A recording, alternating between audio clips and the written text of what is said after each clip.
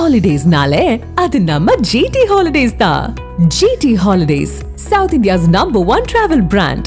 திருப்பரங்குன்ற தீபத்தூண் விவகாரம் தொடர்பான விசாரணை தொடர்ந்து நடந்து வருகிறது. இது தொடர்பாக என்னென்ன கருத்துக்களை அறநிலையத்துறை முன்வைத்துள்ளது என்பது தொடர்பான விவரங்களோடு செய்தியாளர் மாரிச்சாமி இணைந்திருக்கிறார். மாரிச்சாமி, இந்த விவகாரத்தில் அறநிலையத்துறை சார்பில் என்ன சொல்லப்படுது, மேலும் விசாரணை தொடர்பான தகவல்களையும் பகிர்ந்துக்கோங்க. திருப்பரங்குன்றம் மலை உச்சியில தீபம் ஏத்தணும் அப்படின்றது தொடர்பான விவகாரத்துல மேல்முறையீட்டு மனுக்கள் இன்று உயர்நீதிமன்ற மதுரை அமர்வுல நீதிபதிகள் ஜெயச்சந்திரன், கே ராமகிருஷ்ணன் முன்னாடி விசாரணையில இருந்துட்டு வருது. இந்த விசாரணை தொடர்ந்து நடந்துட்டு வருது. அறநிலையத்துறை தந்த வழக்கறிஞர் அவங்களோட வாதத்தை முன் வச்சுட்டு வர்றாரு. அதுல அவர் முன்வைக்கிற வாதம் முதல்ல அந்த வைஷ்ணவத்துல வடகலை தென்கலை பிரச்சனை இருக்கு, அது போல திருப்பரங்குன்றத்துல எழுப்பப்பட்டுருமோ அப்படின்ற ஒரு அச்சம் இருந்துட்டு வரதா சொல்லியிருந்தாங்க. அதே மாதிரி எது எவ்வாறாக இருந்தாலும் அறநிலையத்துறை சட்டம் வகுத்துள்ள விதிகள் படியே கோவிலில் யாவும் நடைபெறுகிறது, அதனை முற்றிலும் நிராகரிக்கும் வகையில் மனுதாரரின் மனு இருக்கிறது. அறநிலையத்துறையோட சட்டத்தை முற்றிலும் நிராகரிக்கிற மாதிரி இவர் மனு செஞ்சிருக்காரு அப்படின்னு சொல்லியிருக்காரு. அதுபோல குன்றம் இருக்கும் எல்லாம் குமரன் இருக்கும் இடம் சரிதான், ஆனா தூண் இருக்கும் இடமெல்லாம் தீபம் ஏற்ற முடியாது அப்படின்றாங்க. தீபம் ஏற்ற சொன்னா எப்படி இது செய்ய முடியாதுன்றாங்க. ஹைகோர்ட்டுக்கு வெளியே கூட ஒரு தூண் இருக்கு அப்படின்னு வழக்கறிஞர் நகைச்சுவையா அறநிலையத்துறையை சேர்ந்த வழக்கறிஞர் சொன்னாரு. அதுபோக முருகனுக்கு 2 மனைவிகள் இருக்கலாம், ஆனால் கார்த்திகை தீபத்தன்று 2 தீபம் ஏற்ற சொல்வது ஏற்கத்தக்கதல்ல அப்படின்னு இந்த வாதத்தின் இடையில் நகைச்சுவையான வாதங்களையும் முன் வச்சிருக்காங்க. திருப்பரங்குன்றத்தில் முருகனுக்கு தெய்வானை மட்டுமே மனைவியாக உள்ளார், அப்புறம் தான் வள்ளியது வந்தார்.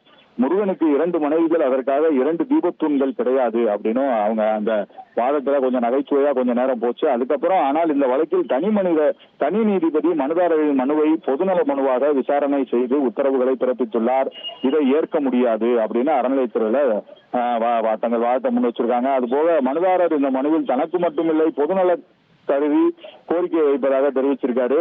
தனி நீதிபதி ஏன் அவசரமாக வழக்குகளை கையாண்டார்னு தெரியல. 2 மணிக்கு முறையீடு பண்றாங்க, 2:30 மணிக்கு விசாரணை, திடீர்னு உத்தரவு. இதனால் பல அதிகாரிகள் பாதிக்கப்பட்டாங்க அப்படின்னு கூட அறநிலையத்துறை தங்கள் வாதங்களை முன் வச்சாங்க. அது போக அதுக்கு அடுத்து தர்கா தரப்பு வழக்கறிஞர் மோகன் அவங்களோட வாதங்களை முன் வச்சாரு. அதுல திருப்பரங்குன்றம் தீபமேற்ற விவகாரத்துல இதற்கு முன் பிறப்பிக்கப்பட்ட உத்தரவுகளை கருத்தில் கொள்ளாமல் தனி நீதிபதி தனது உத்தரவை பிறப்பிச்சிருக்காரு. இதுக்கு முன்னாடி அதாவது கோர்ட்ல எது வந்தாலுமே இதுக்கு முன்னாடி இந்த கோர்ட்ல இந்த உத்தரவு போட்டிருக்காங்க, இந்த கோர்ட்ல இந்த உத்தரவு, இந்த நீதிபதி இந்த உத்தரவு கொடுத்திருக்காங்க, அதெல்லாம் பார்த்துதான் நீதிபதி உத்தரவு போடுவாங்க. ஆனா இவர் அவரோட தனிப்பட்ட இதுல இந்த உத்தரவு போட்டிருக்காரு அப்படின்னு மோகன் அவரோட வாதத்தை முன்வைக்கிறாரு தர்கா தரப்பு சார்பா. அது போக இந்த வழக்குல தனி நீதிபதி எங்களை தாமாக முன்வந்து சேர்த்ததால நோட்டீஸ் வழங்கப்பட்டது, உரிய பேப்பர் கூட எங்களால பார்க்க முடியல, எங்க வாதங்களையும் அவர் கேட்கல, அவரா சுயமோட்டாவா தர்காவை சேர்த்துக்கிட்டாரு, ஆனா எங்களுக்கு பேப்பர்ஸ் எதுவுமே கொடுக்கல அந்த கேஸ் சார்பா அப்படின்னு சொல்லியிருக்காரு. திங்கட்கிழமை விசாரணை, செவ்வாய்க்கிழமை பதிலளிக்க உத்தரவு, அடுத்த சில நாட்கள்ல தனி நீதிபதி உத்தரவே போட்டாரு.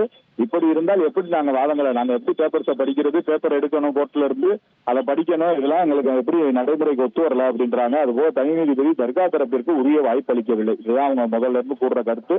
அதுபோல குறுகிய காலத்திற்குள் பதில் மனு தாக்கல் செய்யுமாறு தெரிவிக்கப்பட்டதுன்னு அவங்க தரப்புல கூறியிருக்காங்க.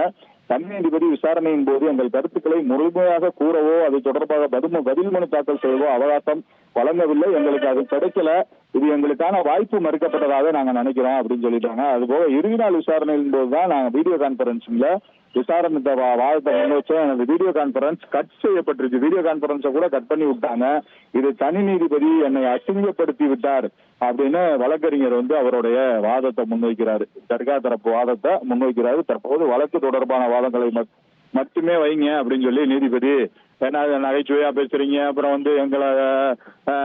எங்களால எங்களுக்கு அனுமதி மறுக்கப்பட்டிருக்கு, எங்களோட உரிமைகள் மறுக்கப்பட்டிருக்குன்றீங்க, எங்களை வீடியோ கான்பரன்சிங்ல இருந்து கட் பண்ணிட்டாங்க, இதெல்லாம் எங்களை அசிங்கப்படுத்தின மாதிரி இருக்கு, இப்படி எல்லாம் சொன்ன உடனே நீதிபதிகள் என்ன சொல்லிட்டாங்க, இது வழக்கு சம்பந்தமான வாதங்களை மட்டும் முன்வைங்க அப்படின்னு சொல்றாங்க. இப்படியே வாதங்கள் போயிட்டு இருக்கு. இப்ப சர்க்கார் தரப்பு வாதம் நடந்துட்டு இருக்கு. உங்களுடைய விரிவான தகவல்களுக்கு நன்றி மாரிச்சாமி. தூண் இருக்கும் இடமெல்லாம் தீபம் ஏற்ற வேண்டும் என்றால் எப்படி நீதிமன்றம் வெளியேவும் ஒரு தூண் உள்ளது என அறநிலையத்துறை தரப்பில் வாதம் முன்வைக்கப்பட்டிருக்கிறது. தூண் இருக்கும் இடமெல்லாம் தீபம் ஏற்ற வேண்டும் என்றால் எப்படி என்ற கேள்வியை முன்வைத்திருக்கிறது அறநிலையத்துறை. தனி நீதிபதி மனுதாரரின் மனுவை பொதுநல மனுவாக விசாரணை செய்து உத்தரவுகளை பிறப்பித்துள்ளார். அதை ஏற்க முடியாது என்று அறநிலைத்துறை சார்பில் வாதம் முன்வைக்கப்பட்டிருக்கிறது. தீபத்தூண் விவகாரம் பெரும் பூதாகரமாக இருக்கக்கூடிய நிலையில் தொடர்ந்து விசாரணை நடைபெற்று வருகிறது. இதனிடையில் தனி நீதிபதி தர்கா தரப்பிற்கு உரிய வாய்ப்பு அளிக்கவில்லை என்று தர்கா தரப்பும் தன்னுடைய வாதத்தை முன்வைத்திருப்பதாக தகவல்கள் வெளியாகியிருக்கின்றன. திருப்பரங்குன்ற தீப விவகாரம் தரப்பில் அறநிலையத்துறை ஒரு பக்கம் அவர்களுடைய வாதத்தை வைத்திருக்க நிலையில அடுத்தபடியாக தர்கா தரப்பிலையும் அவங்களுடைய வாதத்தை முன்வச்சிருக்காங்க. தொடர்ந்து திங்கட்கிழமை விசாரணை, செவ்வாய்க்கிழமை பதிலளிக்க உத்தரவு என்பது எப்படி என்ற கேள்வியையும் தர்கா தரப்பிலிருந்து முன்வைக்கப்பட்டிருக்கிறது. திருப்பரங்குன்ற தீப விவகாரம் தொடர்பாக தொடர்ந்து இந்த வாக்குவாதங்களும் கருத்துக்களும் முன்வைக்கப்பட்டிருக்கின்றன. தனி நீதிபதி தர்கா தரப்பிற்கு உரிய வாய்ப்பு அளிக்கவில்லை என்று தர்கா தரப்பும் அவர்களுடைய குற்றச்சாட்டை முன்வைத்திருக்கிறார்கள். முக்கிய செய்தியாக பார்த்துக் கொண்டிருக்கிறோம். ஹாலிடேஸ்னாலே அது நம்ம GT ஹாலிடேஸ் தான். GT holidays, South India's #1 travel brand.